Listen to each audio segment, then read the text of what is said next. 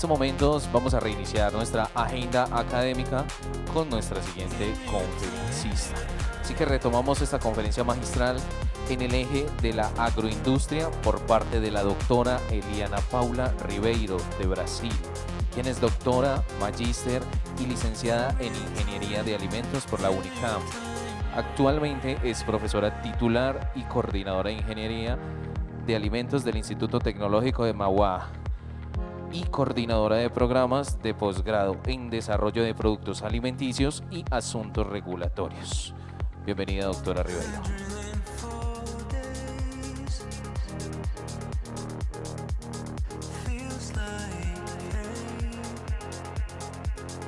Muito obrigada. Boa tarde a todos. Agradeço muito a comissão pelo convite. É um prazer enorme estar aqui conversando com vocês. Peço desculpas por falar espanhol e tentarei apresentar o nosso trabalho, que é um trabalho muito longo, de vários anos, que nós desenvolvemos em parceria com a Embrapa Cerrados, dentro da rede Mostec. E tentarei não ser tão monótona, porque eu sei que depois do almoço é meio complicado aí sentar e assistir a palestra.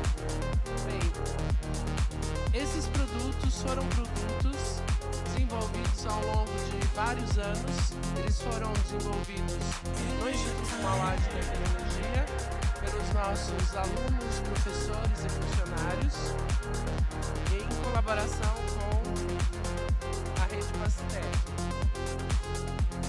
Foram vários produtos, desde iogurtes, queijos, flãs, sorvetes e alguns ingredientes, como o concentrado proteico preparado para adição em iogurtes, a pasta base do maracujá. Essencialmente, nós trabalhamos a maior parte do tempo com a passiflora Edulis Sims, mas também fizemos alguns trabalhos com a cetácea. A pasta base de maracujá foi desenvolvida e produzida na Embrapa Cerrados, lá em Brasília. Nós trabalhamos com ela in natura, tal qual ela foi produzida em Brasília, e também trabalhamos em alguns produtos com ela liofilizada. Então, eu vou falar um pouquinho, bastante coisa, e eu vou tentar descrever de forma bem rápida e sucinta o que a gente fez, e qualquer dúvida eu estou à disposição. Então, um dos primeiros trabalhos que nós fizemos foi em uma indústria localizada em Jundiaí, uma indústria que extraía suco de maracujá, que vende suco de maracujá, polpa de maracujá, um dos principais produtores do estado de São Paulo. E eles tiveram um problema, eles estavam com um problema muito sério, que era o custo da compostagem do resíduo extraído aí, que sobrava da extração do suco de maracujá. Antigamente, eles tinham um processo de extração que o resíduo não tinha semente junto, então servia para a alimentação do gado, servia para a alimentação animal. Mas, em função da mudança do processo, eles passaram a ter a semente junto com a casca e polpa, conforme dá para ver nessa foto aqui. Então, para a gente utilizar isso para alguma coisa, não pode ser usado para ração animal. E aí, qual foi a ideia dos nossos alunos? Extrair a pectina. A pectina é um ingrediente muito importante na indústria de alimentos, essencial para a fabricação de geleias. Funciona muito bem em sistemas ácidos, é um bom espessante também. Então, a ideia foi extrair esse resíduo. O grande desafio consistia em tirar a pectina, separar essa semente, porque a semente está muito impregnada junto com o material da casca. Então, a nossa grande dificuldade era tirar a semente sem destruir ou afetar a performance da pectina. Opa, perdão. E aí, Nós, depois de nós realizarmos vários testes, nós conseguimos um método de decantação com agitação, que a gente conseguiu separar essa semente e aí extrair a pectina. Então, para vocês terem ideia da economia que foi gerada, essa empresa gastava cerca de... inicialmente, 37% do maracujá era o suco, o resto, resíduo. Desse resíduo, né, ele tinha que ir para a compostagem, porque a empresa precisa dar uma finalidade ao resíduo que ela gera. Então, o gasto da empresa era de 41 milhões, né, de reais por ano. Nós conseguimos desenvolver esse processo de extração da pectina com rendimento de 13,7, o que significou obter 217 toneladas de pectina por ano. Considerando um preço médio de venda da pectina R$ 56,7 por quilo, isso significou um rendimento aí financeiro de R$ 3.725.000 para quem estava pagando, né? Então, um ganho bem interessante. Então, esse foi a extração da pectina. Os outros trabalhos que nós fizemos foi aproveitando essa polpa, né, como eu disse, casca, produzida pela Embrapa, para uso em diferentes alimentos. O primeiro que nós fizemos foi um queijo Minas Frescal. Não sei se vocês conhecem, delicioso. O queijo Minas é um queijo de massa mole, muito suave. Né?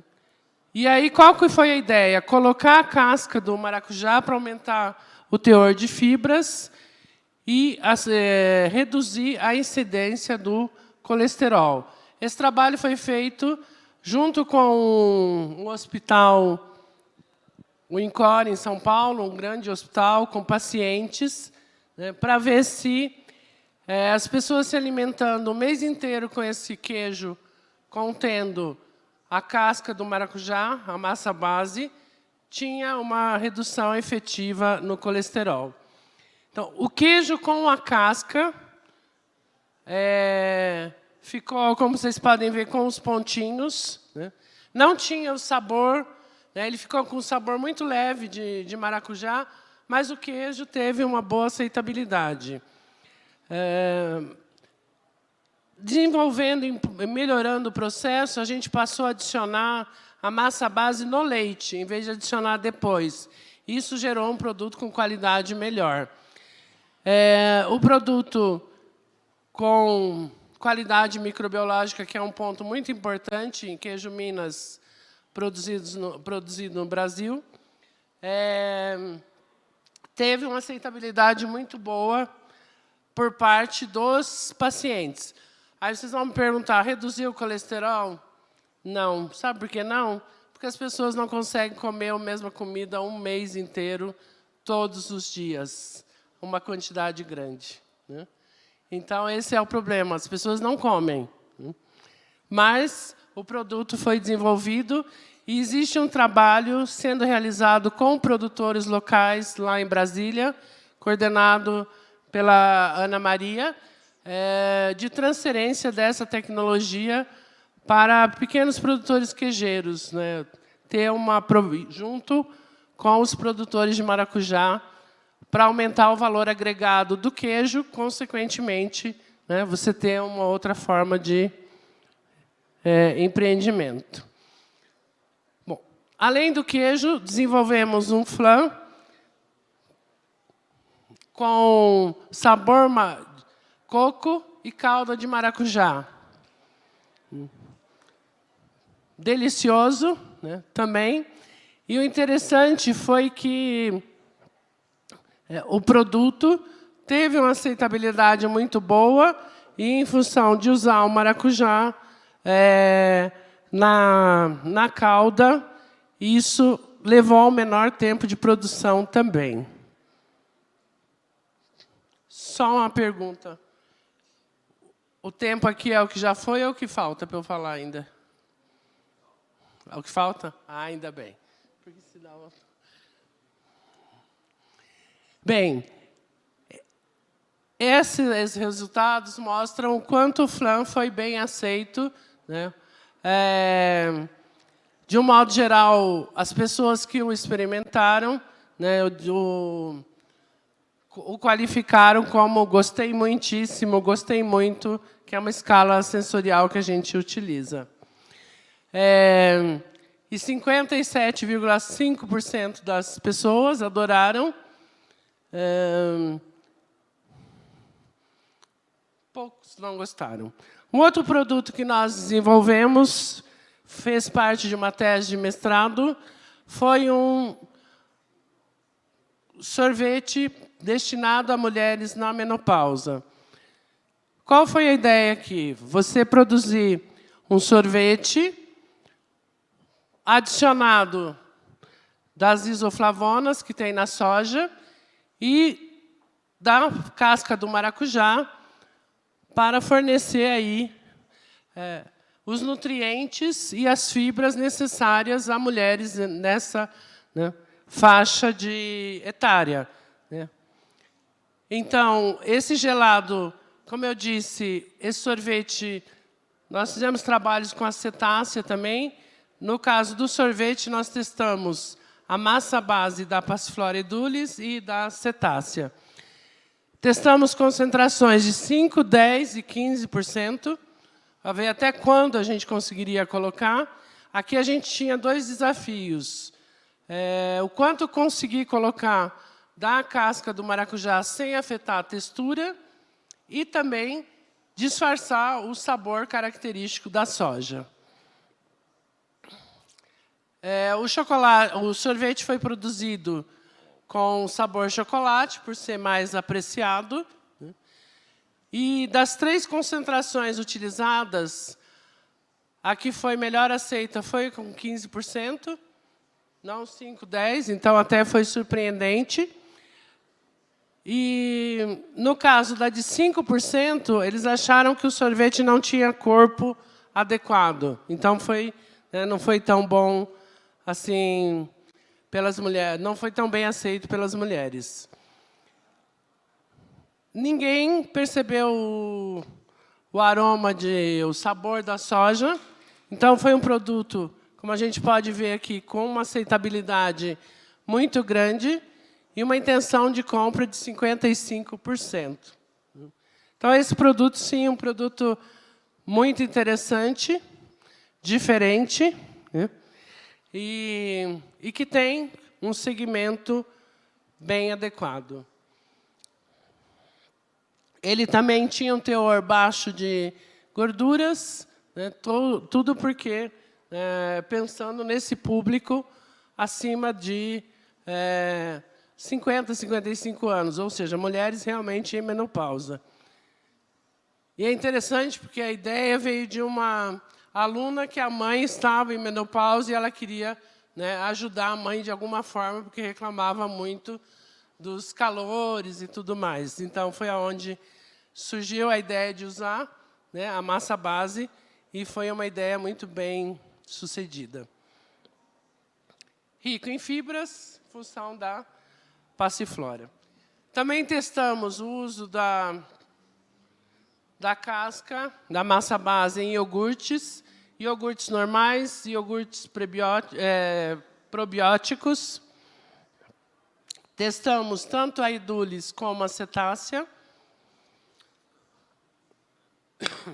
E vocês podem perceber que a performance, né, não tem uma diferença significativa. De um modo geral, os produtos com a edulis são mais bem aceitos em função da característica de sabor. Também fizemos um sorbet. Sorbet é um gelado sem base láctea. Muito simples, um sorbet à base de frutas vermelhas, com a massa base de maracujá, gengibre, e beterraba, usamos a beterraba para dar cor, né? Então, foi um produto bem interessante, onde nós utilizamos 20% da massa à base de maracujá, base úmida, né? Ele teve uma aceitação muito grande e as meninas, na época, conseguiram, inclusive, um prêmio como melhor trabalho de um congresso de iniciação que elas participaram. Fizemos também uma bebida fermentada à base de soja, né? Uma mistura de soja verde com a massa base de maracujá. Essa bebida fermentada, a ideia era usar a soja verde em função de ter prebióticos e usar o maracujá para dar o corpo, o enriquecimento em fibras e nutrientes.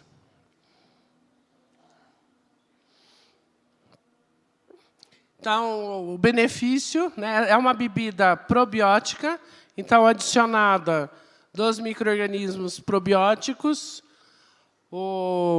além das do iogurte, Streptococcus thermophilus, Lactobacillus delbrueckii subespécie bulgaricus, Lactobacillus acidófilos e Bifidobacterium bifidum. Então, essencialmente, foi usada a massa base da Passiflora edulis, os micro-organismos e a produção de uma bebida de soja. Então, pela legislação brasileira, um produto à base de soja, para você fazer a alegação da funcionalidade da proteína da soja, precisa ter ao menos 3%. Então, a formulação foi desenvolvida, né, para a gente atingir esse teor de 3%.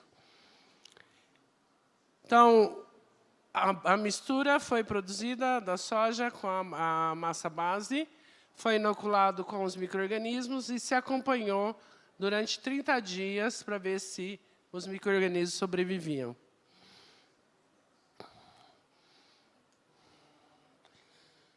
Então, eu sei que a tabela não ajuda muito, mas nessa tabela a gente pode ver, né, que houve a sobrevivência de todos os micro-organismos, né, até o 29º dia, atendendo a um padrão que a legislação exige da quantidade de micro-organismos viáveis na dose diária, né? Ou seja, a porção diária de ingestão daquele alimento, né? Então, mais um produto que foi sucesso. E aí, em questão sensorial, que era uma grande preocupação, principalmente por conta da soja, a gente pode ver, né, que o produto teve uma boa aceitação. Uma aceitação regular, considerando que ele tinha um teor bem alto de soja. Então, a nota ficou aí, em média, em 7. Gostei regularmente. Bom, vocês já cansaram de tanto produto que eu falei, agora eu vou falar do último. O último, né, é um preparado de frutas. E a ideia, esses preparados de frutas, eles são feitos pelas indústrias de alimentos, são bases que a indústria que faz o iogurte compra para dar o sabor e o aroma característico do iogurte, né? Então, a gente chama de preparado, isso, que é uma mistura que já vem pronta, já vem com a polpa de fruta, o aroma, o teor de açúcar e os aditivos que normalmente são utilizados. Isso para ser misturado no iogurte e produzir aquele iogurte com sabor ou com frutas. Qual foi a ideia aqui? Fazer esse preparado de frutas usando o resíduo, de novo, né, a massa base da casca de maracujá, liofilizada ou a massa base úmida, de forma a ter esse preparado sem adição de aditivos. Ou seja, usar essa casca de maracujá como a gente já viu lá o primeiro trabalho, tinha pectina. Então, ela necessariamente tem fibras, tem pectina. Então, a ideia era testar, ver se a gente conseguia fazer esse preparado sem nenhum aditivo. O preparado foi desenvolvido, né, e depois a gente testou ele num iogurte para ver se funcionava.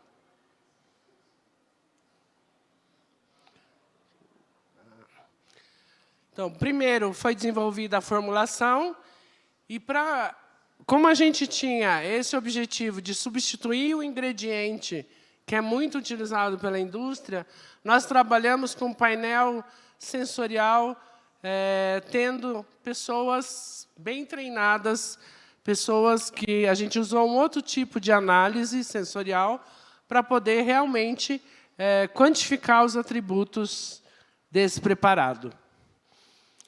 Então, aqui o que foi feito, né, o fluxograma do processo, diagrama de blocos, né, do processo, onde foi feito o preparado e depois a produção do iogurte. Então, aqui a lista dos ingredientes que normalmente contém, né, um preparado. Então, vocês podem ver, são 4 formulações, né? E aí a gente foi variando. Então, por exemplo, na formulação número 2, eu tenho 0,5% de massa base, né?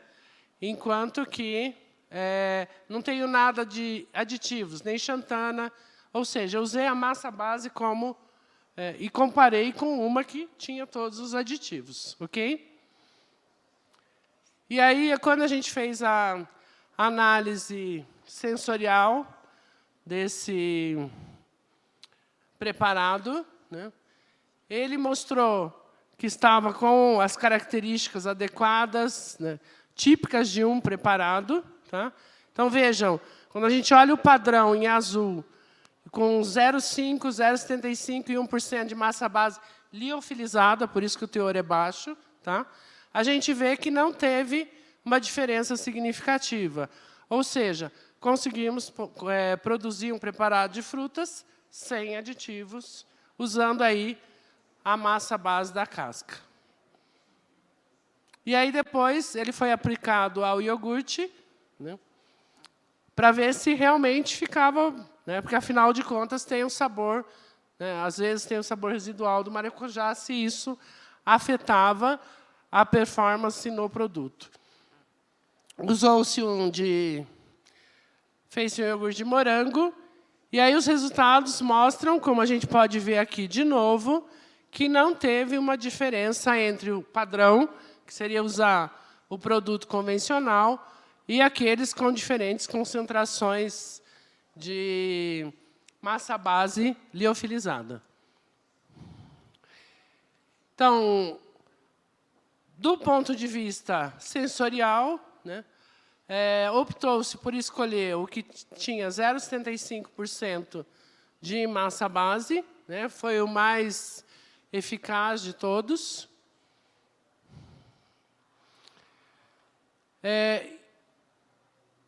E o grande diferencial aqui é exatamente o fato de você conseguir produzir um ingrediente que realmente é muito utilizado pela indústria, sem ter adição de nenhum aditivo. Ou seja, o aditivo aqui é aquele que já está presente naturalmente na casca do maracujá e que normalmente é jogado fora, é um resíduo. Então, é uma forma de aproveitamento. Então, esse trabalho, né, junto com o primeiro, mostrou que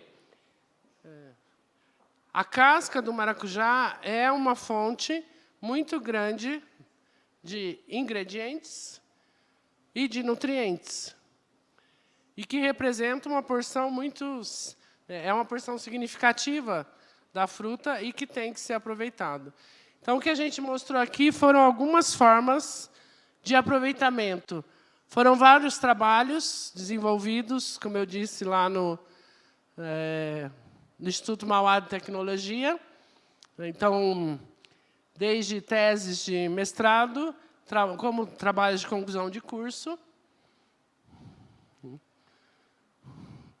Alguns, né, a grande maioria foi apresentada em congresso, então foi um trabalho longo, realizado aí há cerca de 10 anos, né, que foi esse desenvolvimento, e a gente tem a intenção de continuar desenvolvendo outros produtos. Mas, mais do que isso, né, a intenção é conseguir transferir essa tecnologia para que as pessoas consigam usar ela aí, né, quem é o produtor do maracujá ter um maior valor agregado. Ok? Acho que é isso. Termino. Muito obrigada. Estou à disposição para dúvidas. Perguntas. Perguntas.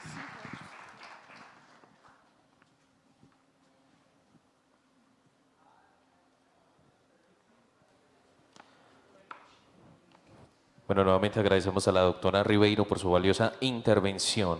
Ahora damos paso a las preguntas del público. Les recuerdo, como siempre, que aquí está el QR para que puedan enviar sus preguntas y se las podemos hacer a nuestros conferencistas.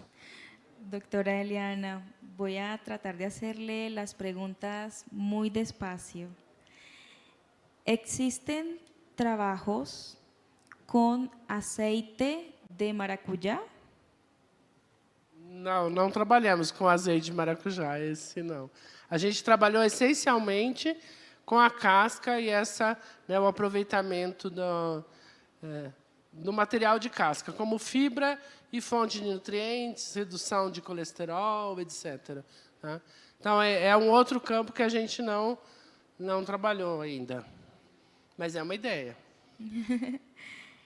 Otra pregunta.